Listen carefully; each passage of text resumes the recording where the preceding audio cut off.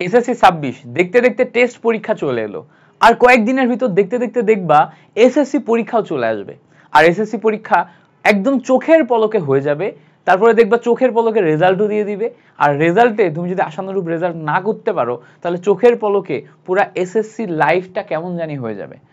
তোমার লাইফের প্রথম পাবলিক পরীক্ষা হচ্ছে এসএসসি পরীক্ষা, আর সেই পাবলিক পরীক্ষায় তুমি যদি আশানুরূপ রেজাল্ট না করতে পারো, তাহলে এই রেজাল্ট খারাপ করার একটা বোঝা তোমাকে সামনের জীবনে বয়ে নিয়ে বেড়াতে হবে।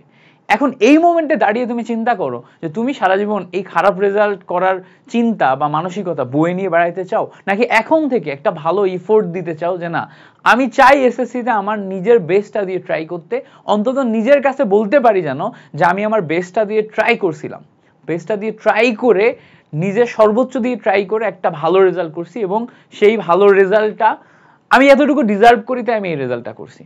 সো যদি সেটা চাও, তাহলে এখন এই মোমেন্টে দাঁড়িয়ে তোমাকে কিছু স্টেপস নেওয়া লাগবে।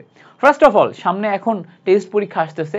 টেস্ট পরীক্ষার আগে নিজের প্রস্তুতি যাচাই করার জন্য পর্যাপ্ত পরিমাণে প্রস্তুতি তো নিতে হবে আগে। আর এই প্রস্তুতি নিতে গেলে তোমাকে উধাও হয়ে যেতে হবে। উধাও মানে কি? এখন পরিপূর্ণভাবে পড়াশোনায় তোমাকে ফোকাস করতে হবে। সেই ফোকাস করার জন্য প্রথম যেই কাজটা করবা সেটা হচ্ছে তুমি একা হয়ে যাবা। তুমি তোমার আশেপাশের মানুষজন, বন্ধু বান্ধব, পাড়া প্রতিবেশী, সব ধরনের উল্টাপাল্টা কর্মকাণ্ড যেগুলো তোমার ডেইলি লাইফে আছে, যেগুলো মিনিংলেস, যেগুলার কোনো রেজাল্ট তোমার ফার্দার লাইফে খুব ভালোভাবে আসবে না, ওই সব কাজগুলো বাদ দিতে হবে। ওই কাজগুলো যেগুলো তোমার টাইম ওয়েস্ট করে সব বাদ দিতে হবে। দিয়ে বাইরে যাওয়া থেকে শুরু করে সব ধরনের এলোমেলো কাজ কমাই দিয়ে নিজেকে একটা নির্দিষ্ট রুমের ভিতরে বদ্ধ করে ফেলে টানা পড়াশোনা করতে হবে। 7 ঘন্টা, 8 ঘন্টা, 9 ঘন্টা, 10 ঘন্টা পড়াশোনা করতে হবে।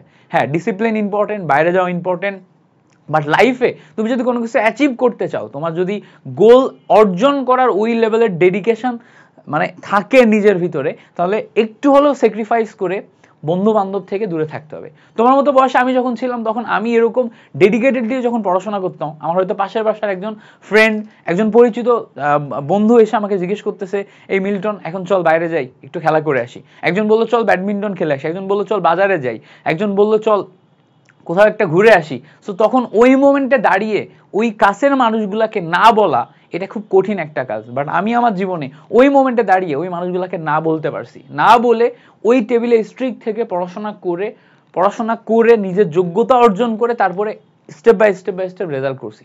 সো তোমাদের এই মোমেন্টে দাঁড়িয়ে যদি তুমি আসলেই ভালো করতে চাও, নিজের সর্বোচ্চটা দিয়ে নিজেকে ধৈর্যশীল করতে হবে, ওই টেবিলে বসতে হবে, ওই টেবিলে বসে 100% পড়াশোনা করতে হবে।